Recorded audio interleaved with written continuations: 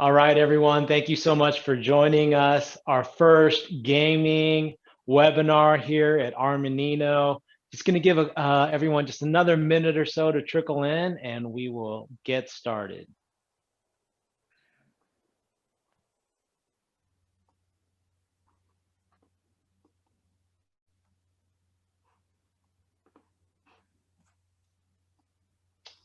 And Ricardo and Phil, we will get going here at about 11:32. Let everybody trickle on in and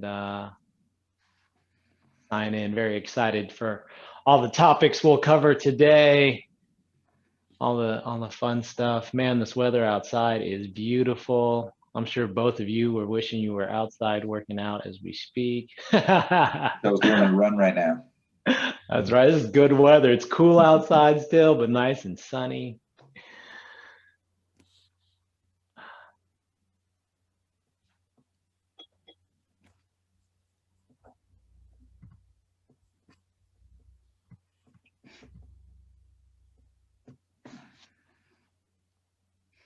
Okay, we're at 11:32. Looks like we've got close to 65, 60 people on. So let's go ahead and get started today. Thank you so much, everyone, for joining us for this video gaming industry fireside chat with Phil Sanderson, myself, and Ricardo. Go ahead and let's go to the next slide. I guess the first thing to do is let's start off with some introductions. Phil, you're the man of the hour. Why don't you kind of give us some insight into yourself, your background, and a little bit about Griffin Gaming Partners? Sure, happy to. Well, thanks for having me. I'm a big fan of Armanino. You guys have worked closely with us with our fund and also with some of the marketing efforts we've done in the venture community. So you guys are a huge supporter. So thank you in advance of that. I'll tell you a little bit about myself and Griffin Gaming Partners because I think gaming is very relevant to pretty much everybody in the ecosystem today. I've been a venture capitalist for almost 25 years, and before that, I went to business school. Before that, I was an investment banker and in gaming as well. So I've been involved with game finance for my whole career. I grew up as a gamer. You can see on our website, Griffin, GRIFFINGP.com. We have our whole team, and under all of our team, we say our favorite game. My favorite game is Dungeons and Dragons, which has been sort of the building blocks for so many of all the games that are involved, in this ecosystem. But I grew up playing games, and I saw the opportunity early on. It definitely wasn't cool when I was doing it back then, but in the last 5 years, it has become the most vibrant area of technology, and we'll talk about some of that today. Griffin Gaming Partners is a new fund that was formed by myself, Peter Levin, and Nick Tuasto, and the three of us have dedicated our entire careers in gaming. We're really the only early and late stage global fund in the world of our size, we recently closed a fund of $238 million, investing in early and late stage game companies. Both on the infrastructure side and on the content side, investing internationally. So we're really excited to be in the market. I think the industry really needs more funds like us, but there just aren't that many people with the breadth of experience that we have. So we're excited to have our new and be out in the market. Awesome. Well, yeah, we're definitely going to dive into all that, and congrats on that big fundraise right there. Ricardo, quick intro. Yeah, so hi everyone, I'm Ricardo Martinez. I'm an audit partner at Armanino. I head up our video gaming industry practice. And then also I'm on our firm's professional practice committee on the technology side. So happy to be here and excited to chat with Phil about all stuff gaming today. Outstanding. My name is Dean, Chief Relationship Partner here at Armanino. Work very closely with our technology industry and very excited for all of the insight that we're going to hear today. With that, we'll kind of get started. I mean, it's all about what does the future hold, but I don't think we get started until we talk a little bit about the past, Phil. And that is the reality that we're all living in, right? We're doing this from home. This would be so much better in person at a big conference. This could be awesome. Yeah. But Phil, the impact of COVID on the gaming industry. Why don't you give us some insight there? Yeah, I think that gaming pre-COVID was already the largest and fastest growing consumer trend in the world. Almost 3 billion people play games nearly an hour a day, which is just massive. And there's a lot of reasons for that. And COVID has certainly accelerated the pace of growth because people are at home and they're looking for entertainment. And this is an easy form of entertainment, especially given the cost of it. So COVID has certainly accelerated the market. One of the things we think about is just the cost per hour of entertainment. So Netflix has done very well, and the cost of Netflix is effectively 20 cents an hour, which is pretty cheap. But if you compare that to if you have video games, you could buy Call of Duty for $60 and play it 100 hours plus. So AAA video games are $1 an hour of entertainment. That's very inexpensive. Traditional forms, going to the gym, that's $4 an hour. Theaters, $5 an hour. Other activities, going out, bowling, mini golf, that's $7 to $10 an hour. So because it's such an accessible and cheap form of entertainment, it's thrived during COVID, as you would imagine. And especially with free-to-play games, certainly they're free, and it's hard to beat free when you're at home. But there's another reason. It's not just the cost during COVID, it's the social element. Because people are playing Roblox, kids are, and older kids are playing Minecraft because it is their form of social interaction. When they can't be at school, they're hanging out with all their friends in this social context. Among Us, perfect example, right? So many of us have played, and we played it before. It's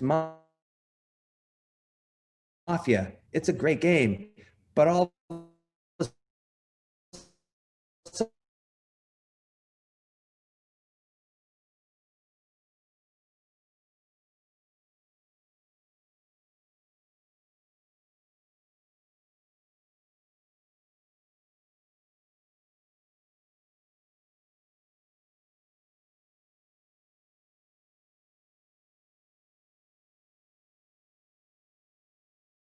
I don't think that that's going to change either. Is that you do think that the social interaction, Ricardo has teen daughters, preteen daughters. I've got a 10-year-old. Among Us, mm-hmm. I mean, we played it our Thanksgiving, right, amongst family members in all these different places. Is that going to be the lasting impact of COVID, is the social component? And is that going to continue? Do you think that's, as it continues to iterate, is that going to be something that's going to stand? I do. Look, people are going to go back to other forms of social interaction in person. They will. But I think maybe an analogy is, do you think people will stop using Zoom? No, people are going to use Zoom.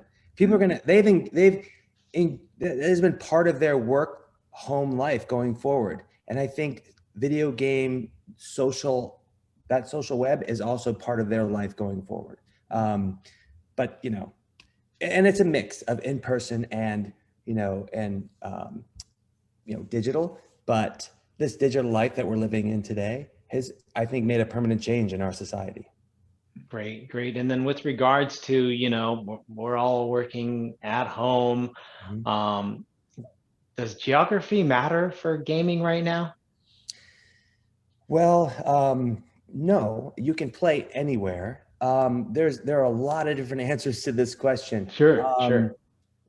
We invested in a company called Subspace, which is similar to a content delivery network, and they're accelerating speeds and reducing lag across all ecosystems, every geography. When you play League of Legends or Overwatch in the Middle East, you have lag time, which is 150 milliseconds or slower, and it makes the game unplayable. Mm-hmm. There have been riffs online by people like Snoop Dogg and others about how FIFA just can't be played in certain parts of the world or certain times of the day. It just breaks down. This is a content delivery problem, and companies like Subspace are solving that problem. Now with their infrastructure, speeds are faster in the Middle East and Southeast Asia than in Europe and the US. So geographically, there has been some infrastructure issues. Those are being solved. From a development standpoint, the top 5 mobile game companies are based in Europe and Northern Europe. That's great, but those games are being played everywhere. We're investing across the world because you've got companies all over We just invested in a company in Israel, just invested in a company in Turkey. You know, it's a global landscape, to be sure. Mhm. Yeah. That is awesome. That is awesome. Ricardo. Yeah. So we're going to shift a little bit into why to get into gaming. And I know that you brought up that you grew up as a gamer. I think I grew up as a gamer. Spy Hunter was my favorite game, and all the old school ones, Galaga and Centipede and all that type of stuff. I actually just bought a video game console for my house to start playing. So I'm going to introduce the kids to a lot of the old stuff. Since I feel like Minecraft and Roblox are like basically what we played, kind of when we were growing up as kids. Your claim to fame, I know, was coming from Pandora, and I think you're one of the original investors, if not the original investor there. And now you've switched over to gaming, and so you kind of talked about that a little bit. How did you see the potential in the industry ahead of kind of where it's at today? Sure. Well, I was part of the first round investment team in Pandora. That was a great investment. And music technology and video games are very similar. In fact, I've done some other music technology investments as well and have some current ones like Wave and so forth. So I started my career in new media and enterprise software. The issue with gaming was it was very vibrant, but there are only a few exits a year above $200 million. That was true probably throughout the 90s, 2000s, and up to mid 2010s. And then it shifted. And there are a number of reasons why. Technology advancements, mobile advancement, business model advancements, so the whole free-to-play model, this just expanded the entire world. Certainly leading, smartphones and mobile really led that charge. So it became an area to invest. And even now in PC games, you could create a great PC game for an affordable amount of money and an affordable amount of time, per se. So you could invest from a venture perspective in PC game development as well. So there's so many shifts that it became clear to me I should focus my entire career in this category. There are very few people doing video game investing prior to 2015, but we were still able to make money and still able to do well from a venture perspective, and the market took off. One thing that's interesting is I sort of liken it to enterprise software, which is sort of the bread and butter of technology investing. But there are many similarities to gaming. In some respects, it's a lot better market to invest in because in a mobile game context, you can create a mobile game for an affordable amount of money, say up to $5 million over 9 months, and release the game. And those game metrics can be incredibly powerful. That's a lot less expensive than creating an enterprise software package. What's really important, the things that we focus on from a venture perspective are the KPIs, such as the average revenue per daily active user, ARPDAUs, the retention rates, specifically how many people come back after the first day after they download it. How many are still there after 7 days? How many are there after 30 days? Those are key milestones. And the most important thing is your CAC to LTV ratio. So if you're buying a consumer a download for $5, how long can you keep that consumer and how much value can you get? So a AAA title will have ARPDAUs of, for a mid-core mobile game of say 30 to 50 cents plus, and their retention rates are 50% after day 1, 25% after day 7, 10 to 12% after day 30. And if their CAC to LTV ratio is 5 or greater, meaning you spend $5 for a user, you get $25 over a 3 to 4 year period. That's when you back up the truck and spend up to $10 million a month in customer acquisition. All the cost of that for that business occurs after that CAC to LTV ratio is established, and you've got real data that proves that cohort is going to be there month after month. Versus a tech company where you're putting all that cost up front, hiring a sales force, going out and selling it. In both cases, you've got a booking and you recognize the revenue ratably every month, but the costs are back-end loaded in a gaming context. That's an incredible model. And what people don't necessarily realize from an accounting perspective or a business perspective is if you've got a positive CAC to LTV ratio with very high probability of those users staying over that lifetime because you've got low monthly churn per cohort in a proven way, you don't want to be EBITDA positive. You want to put that EBITDA into customer acquisition and build up that bookings. So when people say, they look at these companies and say, well, how much free cash flow does it have? How much EBITDA does it have? You have to be careful, because that's not necessarily the way you measure success for that style of company, for a gaming company.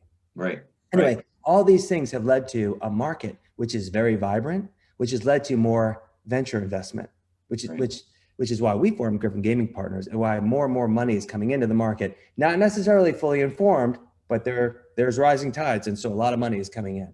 Right. Those are great, and you highlighted a lot of different KPIs, I think, which are really valuable. What sort of challenges do you see kind of investing in gaming companies, gaming startups, and the gaming platforms? What do you see as the challenges?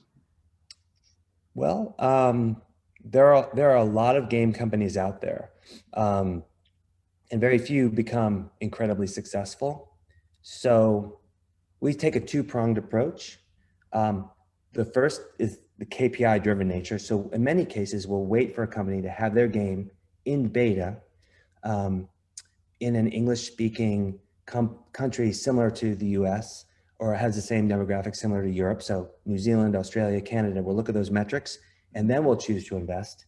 So we try to de-risk it there. Or we invest in teams that have proven themselves to be very successful in the past, either within a division of a company or have sold their companies in the past. That's a key driver for us. So that's just a general challenge. There's a lot of hype around certain categories, just like there was in virtual reality.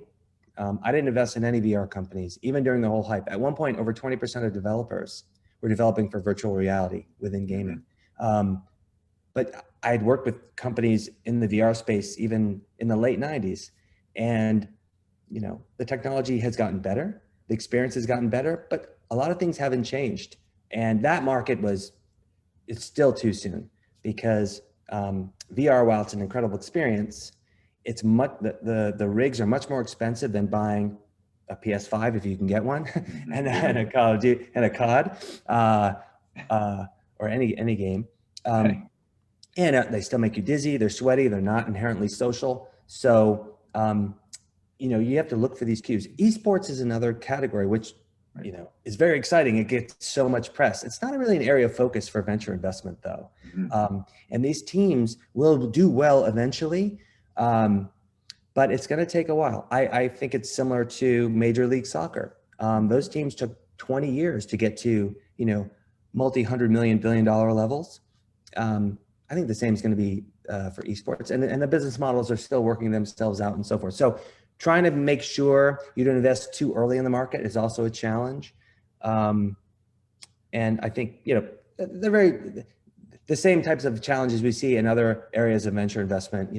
It's all about management, focus, and execution, making sure those work in any category. It's not necessarily around competition, but trying to identify the best teams in the best markets. Right.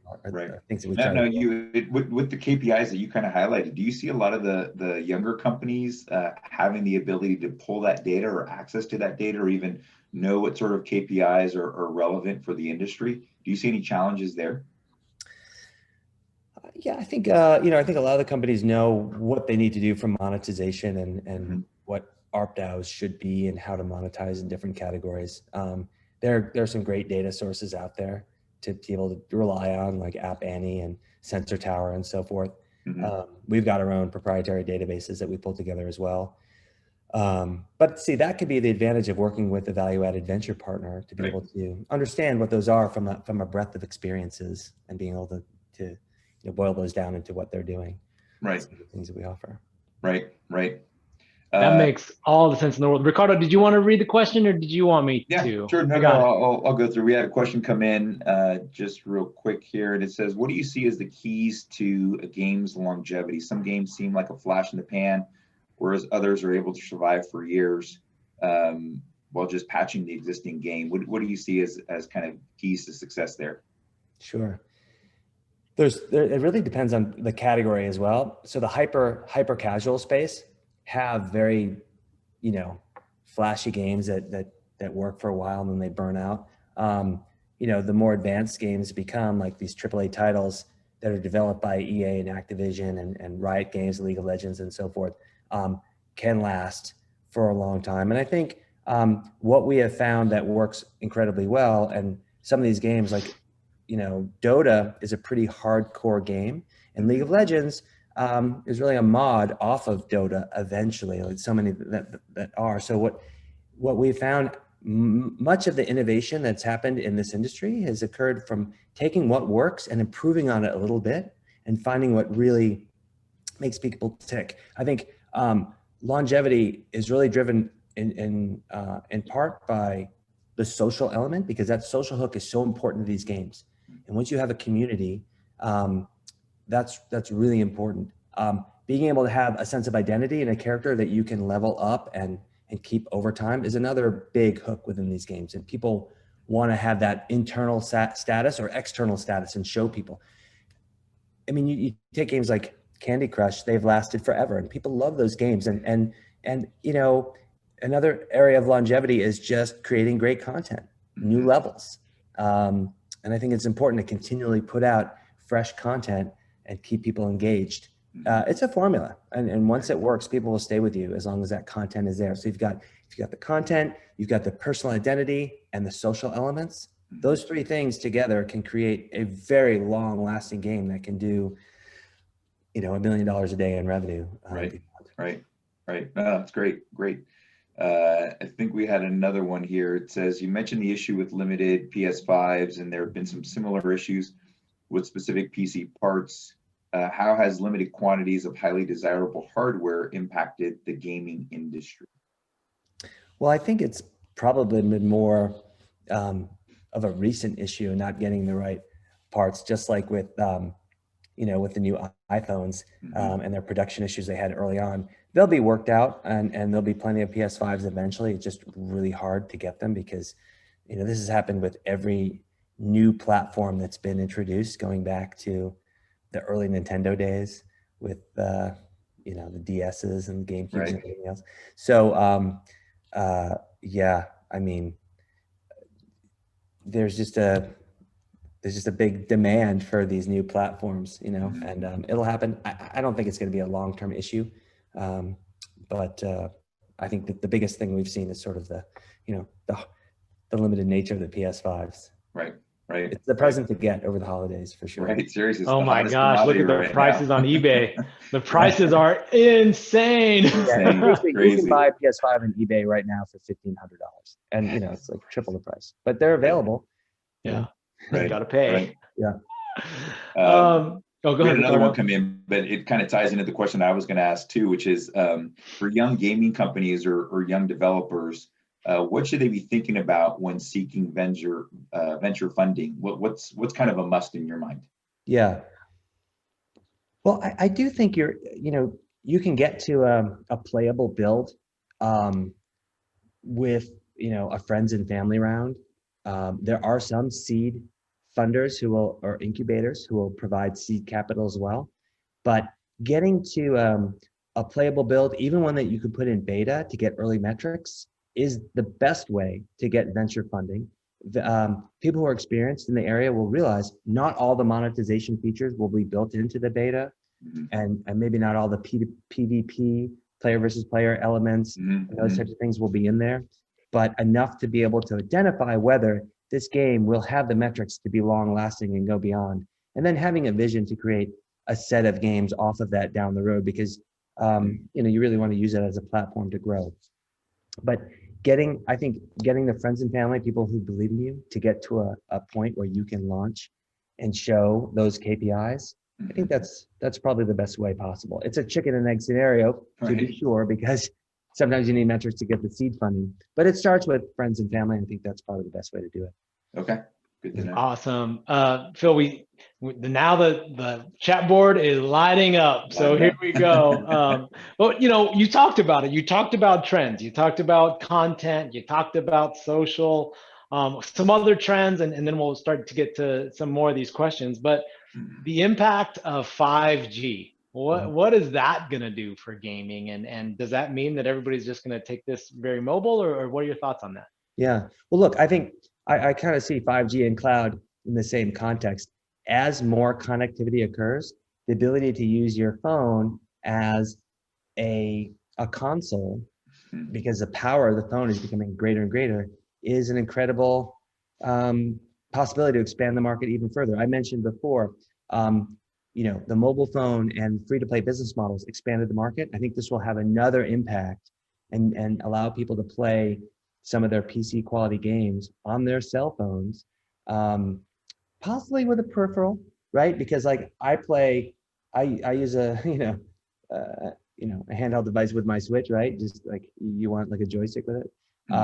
So I think people might have third-party devices with their cell phones, but it's going to expand the market, and it's going to allow for greater gains on the mobile context.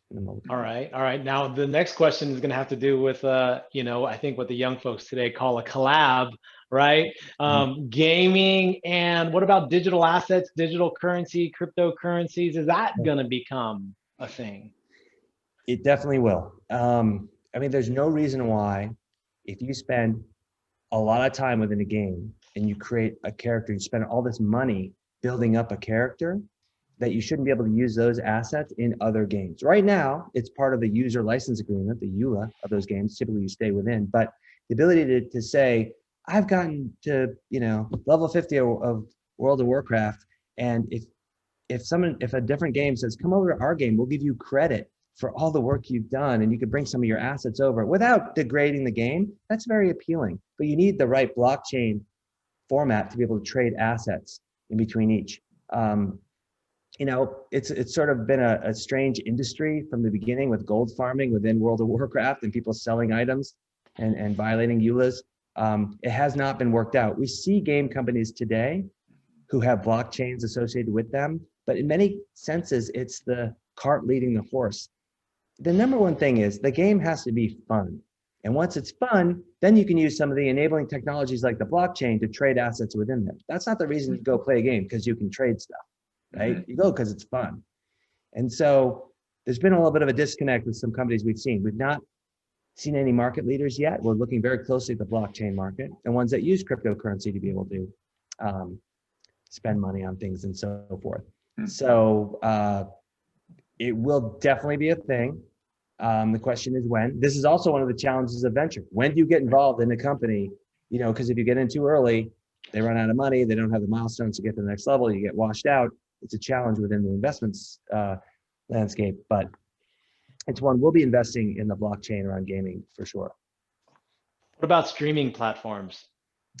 The big players had made a run at it. Google, Microsoft, we looked at some of the private companies as well. It's a little bit early, and there's some consumer challenges. Some of the content has been limited in some of these libraries, but it will happen. It's done in some respects now with on the PlayStation and Microsoft, but it's early days, but it will definitely be a major element in our industry. Yeah. Great. Ricardo, are you seeing another one on the chat that you wanted? Yeah, just kind of along those lines. What sort of influence do you see Twitch having in kind of promoting games? Obviously Among Us is probably the classic one, right? Was there for a while, and then we get an influencer online, and all of a sudden next day overnight everybody's playing it. So how do you see the influence of Twitch on the industry? Right. Well, Twitch has been great for the industry, as has YouTube, and it's important to have a format, the platform where you can watch, because people like watching games.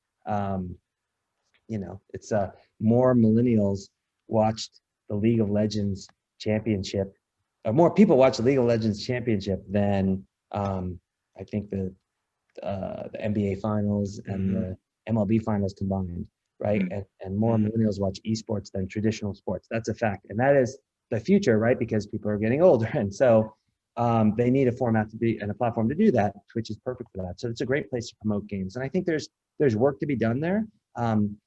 Influencers don't necessarily have a place to monetize as well on those platforms. So there could be other forms and other formats to be able to watch and and find out about great games as well. And we're looking at companies who are in those categories, which are pretty exciting. So, that's a place we're probing pretty closely. Mm-hmm. Right. Now, do you ever foresee like a future, and we kind of talked about it too, PS5 is just blowing up, right? That's kind of the hot ticket item for this Christmas holiday season. Do you ever foresee a time though when we move from traditional gaming platforms or I guess consoles, I should say, or the desktop to more of our phone-based or mobile-based platforms? Do you ever foresee that, or do you think they'll still kind of be on par together, at least for the foreseeable future? It's hard to say. I mean, I think many people have said this could be the last console cycle because they've been 7 8 years at a time, and 7 or 8 years from now, we may have enough computing power in that screen that we have in our kitchen, living room, bedroom, or on your phone that you connect pretty easily. So one thing's for sure, technology has been improving very rapidly. So I think there's a possibility that this could be the last console, iteration that we have, especially as we move away from discs. I mean, we still use discs today, but even if you put a disc in, you have to download, a major patch, and it takes a long time. So, I don't know how long the CD-ROMs will last, right? Consoles, but this could be the last. I think it probably will be the last iteration of hardware. Right. And somebody else brought up an interesting question too about, with your connection with Pandora and the influence of music on games and how much influence that has. Maybe if you could talk a little bit about that. Do you see people doing either concerts or live events through games and being able to monetize something like that, and them kind of working together? I do, and we've actually made investments in this category. So if you look what Travis Scott did within Fortnite, that was game changing, right? Even more so than the Marshmello concert. The amount of people that had viewed 30 million plus that concert was incredible, and it's where the audience was already, and I think this is the promise of the metaverse. So Roblox and Fortnite are games that are creating this metaverse, meaning you've got all these people here, they're walking around in an environment and they're participating in other forms of media. It's what we saw with Ready Player One. So Lil Nas X did this recently in Roblox, and it was an incredible experience. With Travis Scott, that was amazing, but it wasn't live and it wasn't interactive, but it was amazing. So imagine if that was live and interactive. So this is why we invested in Wave. So Wave is a virtual entertainment company and effectively enables you as a artist to show your avatar and the way you perform. So for example, they put a motion capture suit on The Weeknd, and he performed on TikTok over like a 2-3 day period. They had 3 million people watch his performance, and it was incredible. And it was interactive. As you had comments that were shown on the screen. And as an artist, you can choose which songs you play or perform based on what the audience is asking you to do. There's voting on the types of actions that you should take real time. And that's all, audience participatory. My vision, I go to a lot of music festivals and events, and I thought, if you're an artist and you're up on Coachella and you've got a few 100,000 people in front of you, wouldn't it be great if you had 20 million people watching you with an IMAX screen right above you, and they can watch on their phones or on their Macs or PCs or anything, any format. This is the new entertainment form. Now, because of COVID, there are no live events. So Wave is a very interesting way to watch and interact. There was just a BTS show that garnered about 25 million of ticket sales online. People are willing to watch shows online. And if you could do it in an interactive way, and one that's engaging, it's an incredible experience. So we see that music technology and gaming world overlapping. We're definitely seeing it with Roblox and Epic, and there's no reason why it shouldn't be done in all these other platforms that have hundreds of millions of users daily, who want to consume content, not just game content, but also music and entertainment content. Right. Phil, earlier you kind of talked about, you really talked talking about management teams and their ability to focus and ability to execute as well. When you look at different management teams, because a lot of our Armanino network is in that C-suite, Right. what kind of insight would you give to them that they could take away from this and say, hey, you know, if you really want to get funded, if you want to take it to the next step, here's your chance to kind of say something to that C-suite. What would you say? CFO, CIO, CEO? What would you be saying to them right now? Yeah. Well, I think I'd focus on getting funding sources who can really help your core business. And it sounds obvious, but it's not necessarily obvious, because some people see venture capital as just money, and some people see the value of venture capital. So, you know, there is a lot of tourist capital in the market, and people who are investing because they know it's a hot area, but they don't really know or have the context. We can help recruit the best management team or layer underneath, given the context that we have. We have a collection of strategic limited partners who are some of the top game companies and media companies in the world. And they can help with international distribution, or licensing their IP into your game, or taking the IP that you have and create a TV show or movie out of it. Those are the types of things that we do. LionTree is an investor and a general partner of our fund, and they've got their finger on the pulse of everything that's happening from exits in the market. So to know where the market is and how you can grow is pretty critical.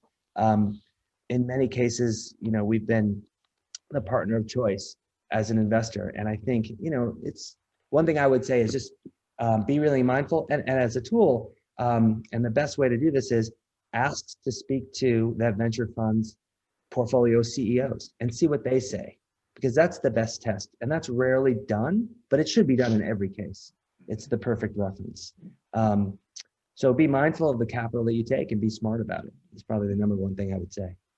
Great. And if they're just into that phase of, you know, just growing past that seed investment, and they were to approach someone like yourself, what would that look like if they wanted to be successful? What were some of the things that they would have to touch on, Bill? Well, you know, we're very metrics driven, and I think having, you know, a cohesive, cogent plan of how you're going to grow, how it's going to become a major platform and have a venture return over time is important. And differentiating yourselves and the company is important too. And also, I think if you're starting to think about what areas to go into, you know, look at where the market is and where it's going. You know, there's some key themes and trends that we look at. So from a venture perspective, we see about 1,000 companies a year who come through qualified channels. And it's a lot, it's a fire hose, but we oftentimes will take a step back and say, you know what, we're really interested in this category. Let's go find those companies. And so trying to figure out, you know, where the best categories are and developing for that market is a good way to invest. So one area that we're very interested in are games that are oriented towards women, because more women play mobile games and spend more money than mobile games than men. Yet there are very few games which have the female demographic, you know, targeted. One company that we're invested in is called Tactile Games, and they've got a game called Lily's Garden, and it's a game where you play puzzle style games, and with the points you get from the puzzles, you can unfold the story, which is a very edgy story, but very interesting. And you can also design your garden as part of that process. And they've done very well. They've broken into one of the top, you know, categories if you look on the charts on Apple and Android. And you know, they're focused on a female demographic in the, you know, 30 to 55-year-old category, and they're one of the market leaders. So find out, you know, what people are looking for and develop for that audience. Love it, love it. And you know, hey, let's be real here. Part of the venture situation or is that monetization event, right? Like that you talked about it earlier, you know, back in the day, there weren't that many exits. Today, there seems like there's lots of exits. As organizations kind of plan, or gaming companies plan for those exits, and Ricardo, you can kind of talk about this as well, but what do you think that they need to think about as they're kind of looking at that exit kind of transaction, Phil and Ricardo? Yeah, I know if Ricardo, you have thoughts here, I'd be curious to what you'd Yeah, say. no, I mean, just from our perspective and the ones for our clients that have had exits, just getting a good handle on your numbers. And I think you kind of described everything that's just music to my ears as an investor. You know, having an investor and auditor on the same page in terms of what's valuable and what's important. You know, certainly having a good understanding of your revenue and your revenue recognition, certainly understanding your kind of key KPIs. You know, externally having a good handle on taxes. There's a lot of implication from a tax perspective in this case that could have negative consequences as part of an M&A transaction. So just really understanding your numbers and being able to talk to those, I think from our side has really been positive for our clients that have had exits. What are your thoughts, Phil? Yeah, look, I think you want to have the right investors syndicate. You don't want to set expectations necessarily too high when you're raising around and so forth, but you want to raise capital. I would say raise more money than you need to. Look, we're in a great time period right now. We're very proactive with our companies to raise money during good times because I've been through sort of the 2000, 2001 bubble and the 2008, 2009 bubble, and companies just go out of business where there's no access to capital. So you're better off raising a little bit of extra money when you can. That's something I would highly encourage companies to do, even though it's more dilutive to investors such as ourselves and CEOs. It's a really important insurance policy. It's important to have. Also, look at the exits along the way. So it's a sort of a co-opetition style of market. You know, talk to companies that you could potentially sell to all along the way, even if you're not necessarily looking to sell, because they should be. You should be on their radar screen. You know, companies are bought; they're not sold. If you have to sell your company, you're not going to get the best value for it. The best value will be if you got a relationship with a major player, they're looking to expand in a certain area, and they approach you. That's when you're going to get the best value. But you need to be on their radar screen. So think about that along the way. And there's a lot of financing alternatives today. There's SPACs that are happening, IPOs obviously that are back, which hadn't been in the past because it was so close for so long. But M&A continues to be the most vibrant way to monetize, and not necessarily monetize, but to be able to find a much larger partner where you can work independently within and expand your vision, because it may take more money to do that, and that could be a better route. And you've got to find the right partner to do that. Right. Yeah. That sounds good. Let's see here. We have another question. What about, let's see, the business model. Here's another business model question. Going to change the gaming. Right now it's game. Everybody's trying to get on Apple or Google. Is there any other mediums that you see for business models right now? Well, Epic has a store, which is an alternative for PC games, and the rates are much lower than the 30%. And I think that the industry will go through some change. I mean, Epic is fighting back against Apple. There's certainly other companies out there who don't pay 30%, and the non-gaming in the media sense, they struck a special deal with Apple. And Apple adds a lot of value, but as a storefront, 30% is probably too high. And I think there'll be, there's downward pressure there. And I think Google will probably follow if that were to be the case. So, Samsung has a store, but it doesn't have the critical mass that's needed. But Epic is probably the biggest, biggest company in that category. So subscription-based models are very interesting, though, within Apple, to be able to, if you've got something that qualifies for subscription within Apple, that is something I'd highly encourage you to think about. Those are typically content-oriented companies that do that, though, but some games qualify. So, and obviously, it's in-app purchases and advertising. Advertising is starting to increase in a lot of these contexts, but some of the changes of IDFA that are going to occur with Apple in the beginning of the year may put a damper on that in the short term. I think people will figure out a way to advertise without the data that Apple allows because of privacy concerns. That's the issue. But the industry will eventually adapt and be able to do customer acquisition in a very positive way, I think. Great, great. Phil, someone was asking, they said they saw Discord in your portfolio. Is there anything that any insight you can give on that? Sure. Well, I was the first investor in Discord in the seed round at my prior firm, and we continue to invest in at Griffin Gaming Partners because we believe in the vision that they have. They have. I mean, I'm not on the board. All the information I have is public, as you all do, but they've got over 100 million monthly active users, and people really see this as not just a way to communicate with their friends and other people within games, but outside of games, in text and in video. And in fact, it's been an alternative to Slack in many contexts in the enterprise. And it was fascinating to see Salesforce buy Slack for $27 billion, mostly in cash. It just proves that this is a very vibrant market, and Slack doesn't even have video.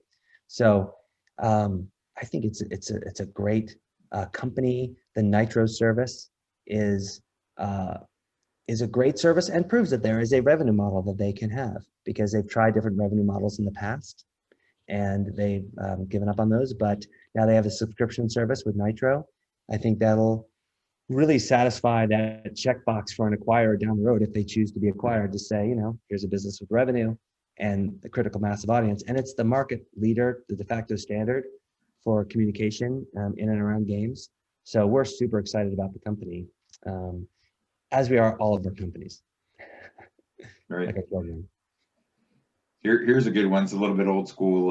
When it comes to what you were talking about discs, what do you think going digital will do to the archiving of games as an art medium, as well as collectors of physical media? Right. We just saw, was it the Super Mario Brothers, the old Nintendo kind of cartridge one, right? That recently sold for a significant amount of money. How do you kind of see that kind of playing in, right, with the old physical games and the discs that you were talking about compared to everything now being online or on a platform? Yeah, I mean, look, it's funny. It's a funny question because digital collectibles is just starting, and they'll be just as popular, if not more popular, than traditional collectibles, I believe. And they'll be much more tradable.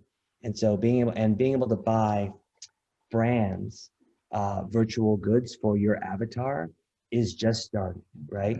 And so this market is going to expand. I don't think it'll hurt it. I think it'll help it. And we're also seeing, digital avatars like little Michaela or gorillas, right? This is happening, and it's happening in mass. And I'm not saying these are the most amazing digital avatars out there. They've been very popular, but there's going to be more and more popular ones in this context. So, the world is changing and it's becoming more digital, and right. So that'll all be part of the same collectible nature. Right. Let's see, what else do we have here in terms of questions? Just kind of going through. Yeah. What about, do you feel that the industry is there any sort of social responsibility for, gaming companies to, just address any sort of, negative impacts or perceived negative impacts that games might have, either, gambling problems, video game addiction, stuff like that? Do you feel that there's a social responsibility to kind of address those or think about those or be conscious of those? Definitely. I think there are some industry bodies that focus on this, and certainly certain countries have already begun to address this. Japan has addressed the loot box issue and not allowing it in many senses, because it is the gacha, right, element is a form of gambling. They've identified it that way in terms of putting money in and getting some money out in that sense. And China has regulated the amount of time that kids can play. I don't know the exact hours. I think it's under 10 years old, you can play up to an hour a day. And below 14 years old, you can play up to 2 or 3 hours a day or something like that. But they've put those controls on their society. And there have been a lot of social responsibility efforts from the ESA and other groups, and there should be. Because ultimately, games are social and can have that communication element, and they mirror society, and society has these types of controls for hate speech or other types of bullying, these types. So there needs to be some form of basic controls without stifling creation or creativity and expression. Right, right. Awesome. Phil, is there any mistakes that early gaming companies make where you're like, oh no, don't do that? Do you have any of those that kind of jump off the page that, if you can provide some insight on that? Yeah, I mean, maybe having too many games at once, trying to do too many things, that's sort of a lack of focus.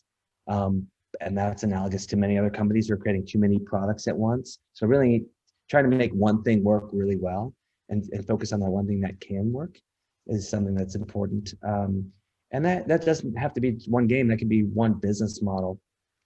I was involved with a company that was really focused on its product to sell, but the market was moving towards free to play. This is an enabling technology. And while the technology was incredible and was a critical part of their customers and their client success, it just couldn't be sold. It had to be given, the model had to be different.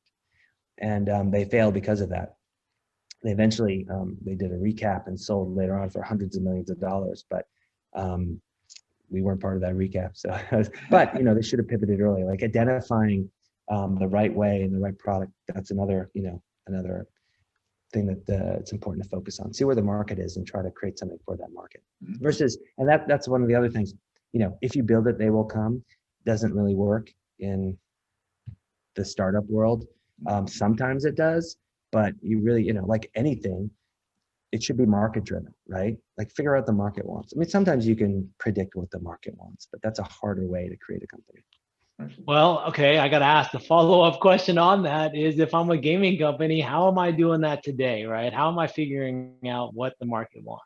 And I think that this applies to so many businesses. So whether you're gaming or not, but what do you think on that? Yeah, I mean, one way is you can combine things that people like in different games and put them into one context, right? Like I was mentioning, tactile games took some of the best of in different categories, put it together in one, and it worked really well, right? The storytelling with the design, with the puzzles of Candy Crush, putting those together, people really like that.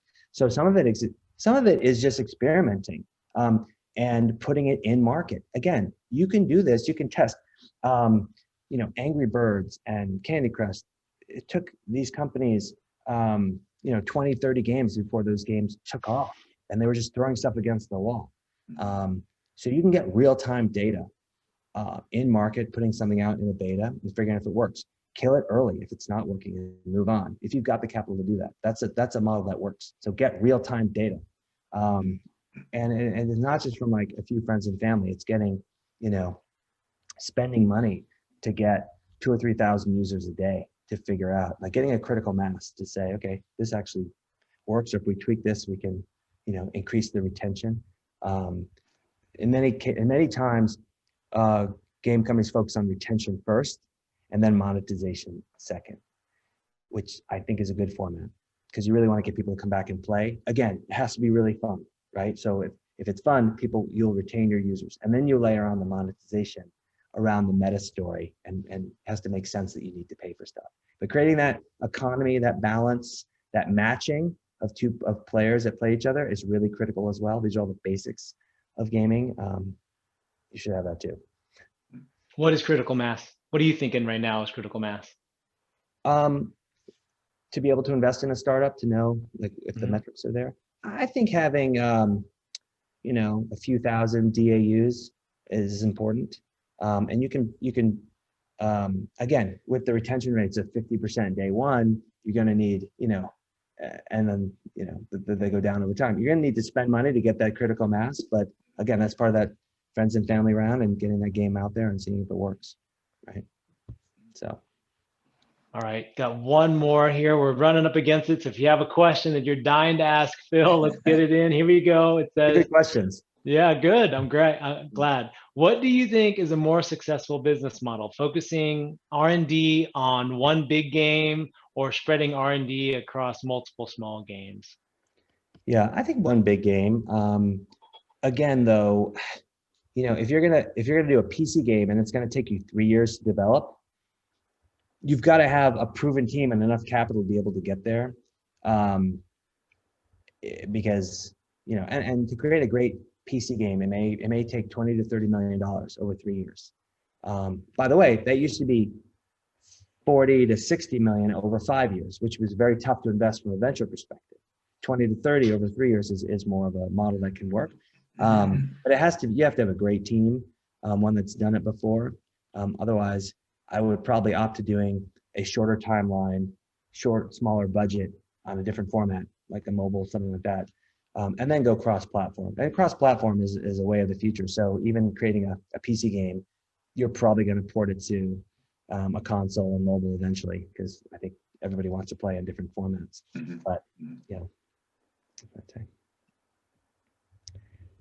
Awesome, Ricardo. Did you see any others? This has been very insightful. The amount of knowledge bombs that have been dropped today, Phil, are really good. I mean, you could just mic drop it now. We could have mic dropped it 45 minutes ago.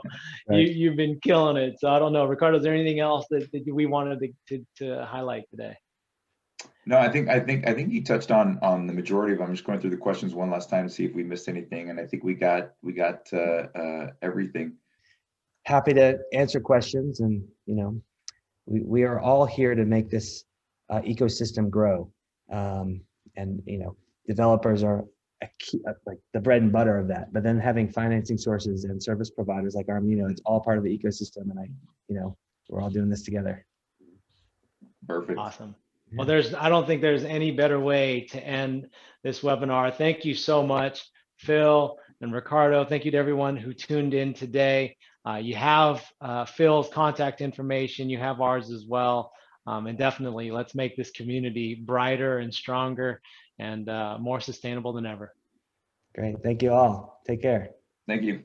Bye-bye.